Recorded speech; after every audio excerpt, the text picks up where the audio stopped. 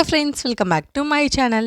నేనైతే ఈ శివరాత్రి రోజున సంగం శివాలయంకు మరియు చిన్నమన శివాలయంకు వెళ్ళాను. అండ్ ఇక్కడ ఎలా సెలబ్రేట్ చేశారో ఈ వీడియోలో అయితే చూపించబోతున్నాను. జస్ట్ స్వామివారి కళ్యాణం వీడియో మాత్రమే ఇది.